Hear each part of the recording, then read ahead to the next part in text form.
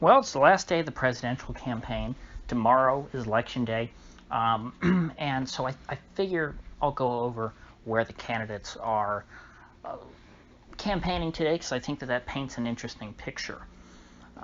Now, I hope to be done talking about the election soon. Obviously, I'm going to have to do it tomorrow and then the next day after that. But I hope to get back to my regularly scheduled type of programming because when I follow politics this closely, it distracts me, and obviously I'm not following a bunch of other stuff. And I know there's plenty of important news that goes on, but I mean, I'm too addicted to this stuff from a long time ago to just not pay attention to it these days. So let's look where Trump and Biden are campaigning. Trump is campaigning in 4 states: North Carolina, Pennsylvania, Michigan, and Wisconsin. Biden is campaigning in only Pennsylvania and Ohio. Now, I guess I'll start by talking about Biden. Biden obviously is going to have a lighter schedule than Trump. He has 3 stops to Trump's, I believe, 5 stops. And, so Biden's going to come out and give his stump speech at every one of these things. And I don't normally watch Trump rallies, but I don't think he really follows a stump speech. He might have an outline that he goes through, but you know how he is. He ad-libs, and he goes over stuff and he does a performance. So I would think with Trump, I guess it depends on your personality, whether that's more or less difficult than just giving a canned speech. For me personally, I'd rather ad-lib stuff every time because then you can play off the audience better. You don't have to give this stiff and rehearsed speech that you have to get perfect. I wouldn't be fond of that style. I'd be much more of an ad-lib person myself. So I think that the increased strain will just come from doing it 5 times versus 3 rather than the content of each one of them. Of course, I'm not sure how long a typical Biden event lasts. A Trump event can kind of go on for as long as Trump wants to talk. Biden just kind of comes, he gives his speech to the few people that he lets there or that show up. I imagine these are all going to be car rallies where there's a bunch of people in a parking lot and he just sort of stands out there and they honk their horns at the end. And he, of course, doesn't take questions from the press, really, and there's not a whole lot going on. So I've talked about before why I think that the value of a Biden rally to his campaign is so much less than the value of a Trump rally to their campaign.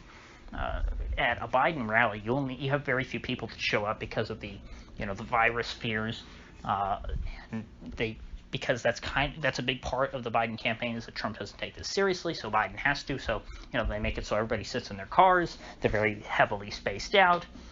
You don't have that many people that show up, neither organically or by policy. If Biden was trying to hold Trump-style rallies, would he get that many people to show up? No, but he probably would get more than he does with this very limited format. And in fact, in a lot of events around the country, you can't even get campaign staffers in there. It's always just small groups of donors, basically.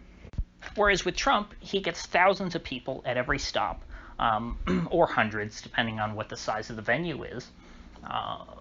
And he energizes that group of people who obviously all support him, or for the most part. I assume some people come with their friends who aren't necessarily Trump supporters, but what happens when he does that is he energizes these people and he sends them out back into their community, unleashes them as evangelists for his cause. And that is the point of a political rally. That's what you want to do when you're campaigning. You go around, you spread the message to these people, and then they go out and tell their friends about it.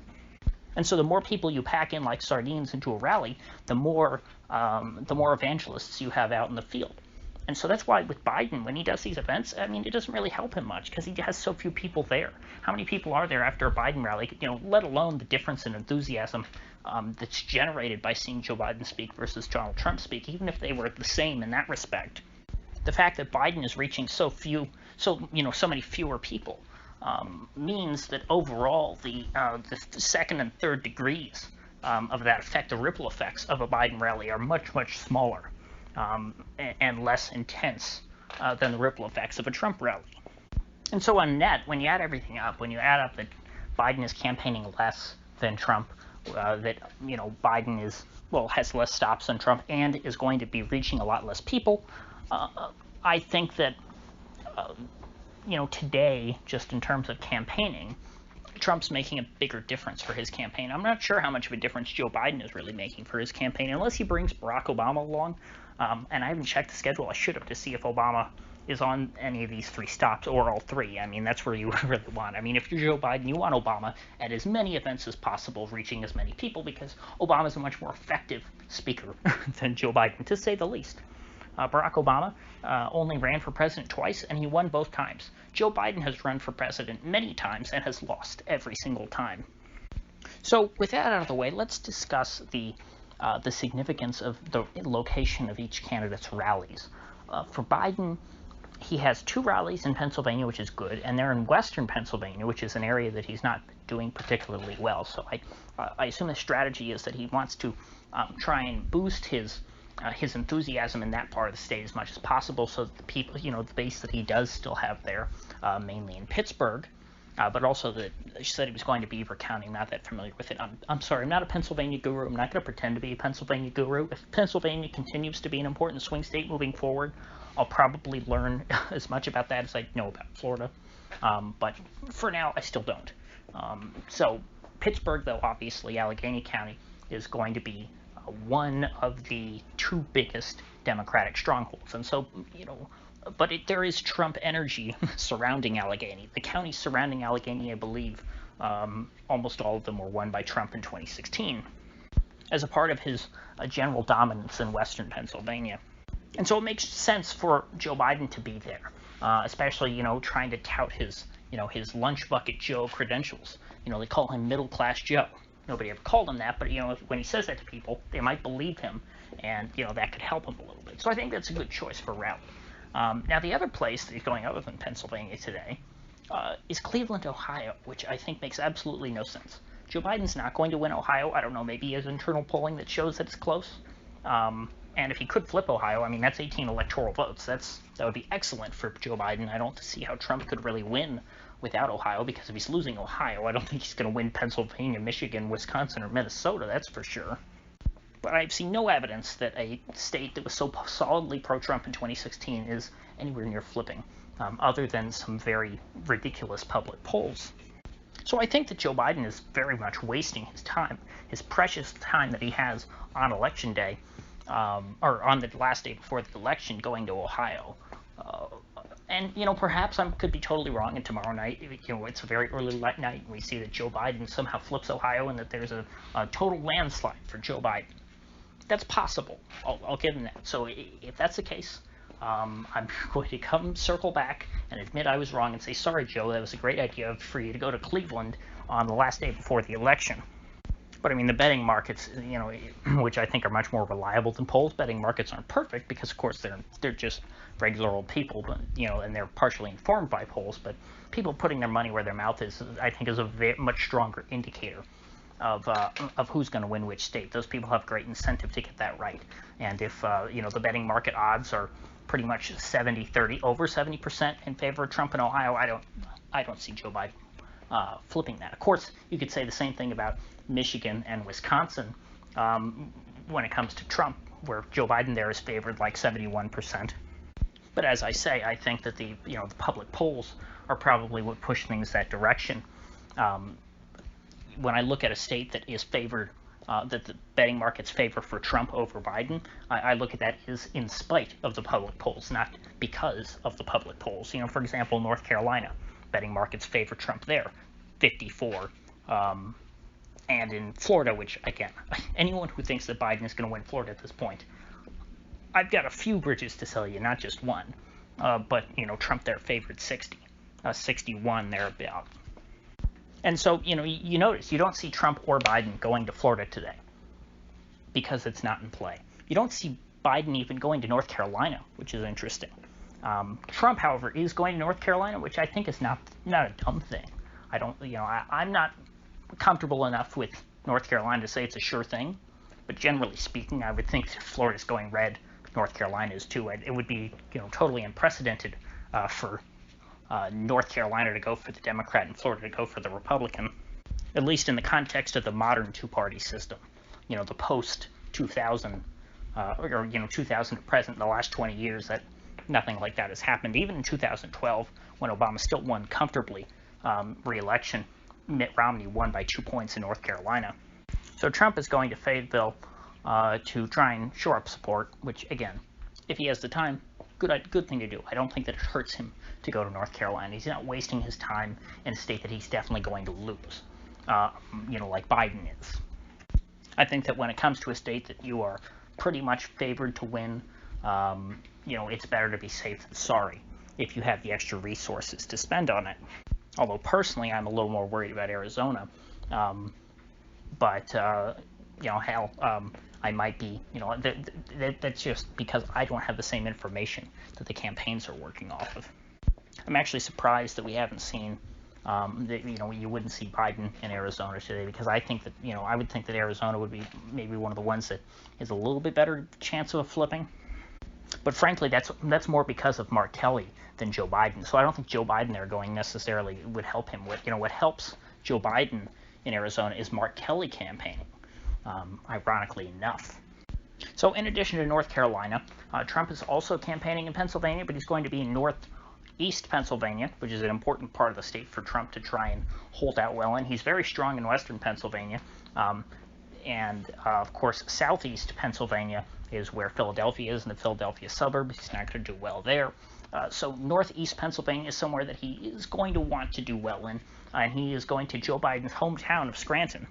So that's a pretty good troll move. That's Trump's only stop in Pennsylvania today. Again, going to the northeast makes sense to me. I think that both of them probably picked pretty good locations in Pennsylvania to do their final campaigning. Now, the interesting thing is Trump has 2 stops in Michigan and 1 in Wisconsin. His 2 stops in Michigan are, what's the name of that city? Well, it's Grand Rapids, and then what's the other one? I can't remember now.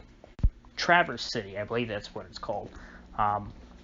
Traverse City and Grand Rapids, and then also in Wisconsin, he's going to Kenosha. Now, what you notice is that he's not going to Minnesota, which is a state that the Trump campaign hoped that they would flip. I think that it makes sense to forego Minnesota for today because, Minnesota would be like the cherry on top. It's something that he didn't win last time. He doesn't need to win it this time, and he probably has a better chance in Michigan and Wisconsin than he does in Minnesota, even though all 3 of them were very close, just like Pennsylvania. And to me, what you want Michigan and Wisconsin, or potentially Minnesota, for are as insurance, because there's going to be a lot of monkey business with Pennsylvania. It seems pretty clear at this point that Pennsylvania is not going to have results on election night. We're not going to know who won Pennsylvania, and there's going to be lots of lawsuits over it if it's at all close. And you're going to have lawsuits over naked ballots, lawsuits over when to stop counting. It's going to be a Supreme Court case, Bush v. Gore all over again, and you can avoid that for Trump if he wins, say, Michigan instead or Wisconsin instead. That way, Trump is at 270 anyway, even without Pennsylvania, and so the Biden campaign and the Trump campaign have less of a reason to litigate it. And, I guess it's more for the Biden campaign, because I'm sure if Biden tries to litigate it to, put it in his column, Trump is going to put as much money as need be into the legal fight there. But the Biden campaign might just, say, let's let it go. If, there's no path to 270 for Biden, if Trump wins Wisconsin or Michigan, or Minnesota for that matter. I mean, it could be that we have a repeat of 2016 to where he wins all of those by close margins. Of course, adding Minnesota over 2016, and then, they get into the lawsuit battle over Pennsylvania. Well, again, that won't matter because Pennsylvania won't be enough to swing it Joe Biden's way if Trump sweeps those 4 states. I'm not quite so bullish, frankly. I can't tell where those states are at, but I think it would be. I just think it's too optimistic to assume that Trump's going to win all 4 of those. I just say, if he can win 1 out of 4 of them, he's good. In Pennsylvania, obviously, with the most amount of electoral votes, would be the best one that he could win, but it's also going to be the hardest legally. There's, you have, of course, voter fraud in Philadelphia County, all these other things. If I'm the Trump campaign, I want to win at least Michigan or Wisconsin on election night, so that you can declare victory on election night. Know that you have 270 electoral votes. Florida's going to have its results tomorrow. North Carolina's going to have its results tomorrow. Arizona, hopefully. Although Arizona last time they drug it out for a couple weeks, and that's how McSally lost and Sinema won. Of course, that's what happens when it's a close election. You give the Democrats room to find some fake votes. You don't want to do that this time. Trump needs to win by a decent margin in Arizona. And, if he wins by a big margin in Pennsylvania, it will be over. Of course, not over tomorrow, but it will be over, and they won't be able to litigate it. If Trump wins by 3 points, I don't know how a lawsuit is going to overturn that. So back to the Biden campaign. I do think that it is unwise that Biden is not only campaigning in Ohio, but on the last day not really contesting Michigan, Wisconsin, or Minnesota. To me, I look at Minnesota as Biden's North Carolina, something that I'm, fairly certain fairly confident that he's going to win, but a state that he certainly could lose. The same thing is true of Trump in North Carolina.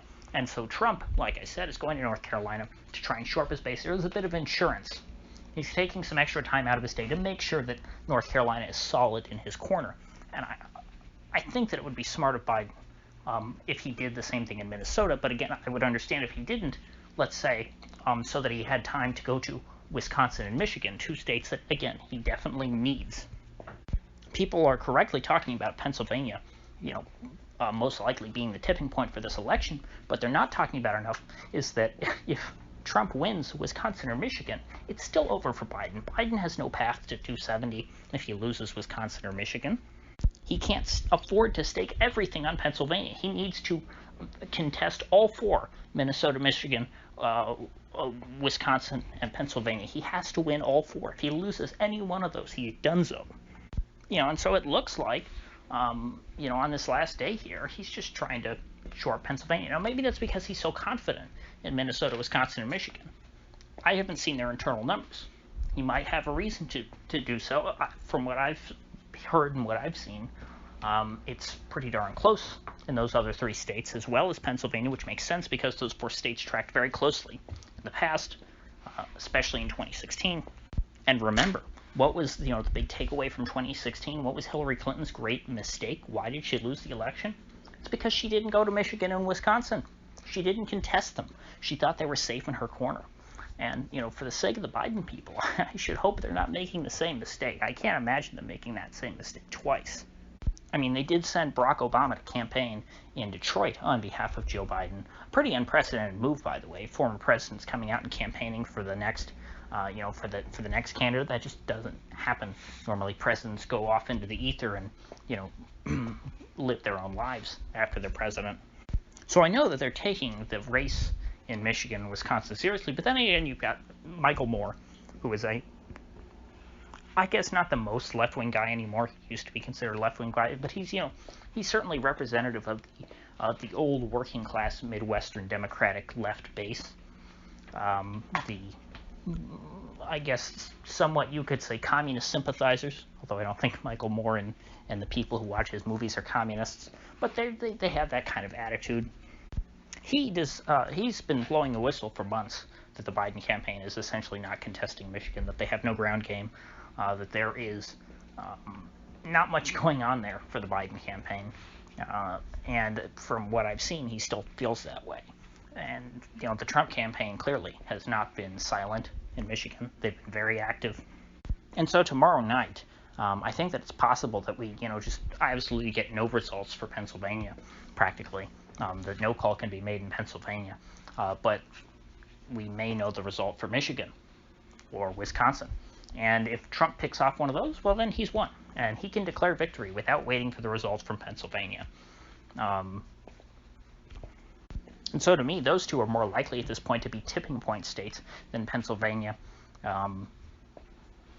If Trump wins, of course, if he loses those 3 states, if he loses Minnesota, Wisconsin, Michigan tomorrow, we're going to have to wait for Pennsylvania, and Trump's going to have to fight like hell in the courts to try and win that state. If he loses, though, then that's over for him. If Biden holds all 4 of the former blue wall, then again, Trump is done. But I think that's going to be quite the tough feat. People underestimate just how tough Joe Biden's path to 270 is. I guess that's about all I have to say for today. I got to leave some stuff for tomorrow, although I'm sure there's going to be plenty more to talk about on Election Day itself. So if you get anything value out of this video, I'd appreciate you clicking that like button and sharing this video. And if you haven't already, please do subscribe because I do upload every day, and I'd hate to have you miss one. So I'll see you folks back here tomorrow.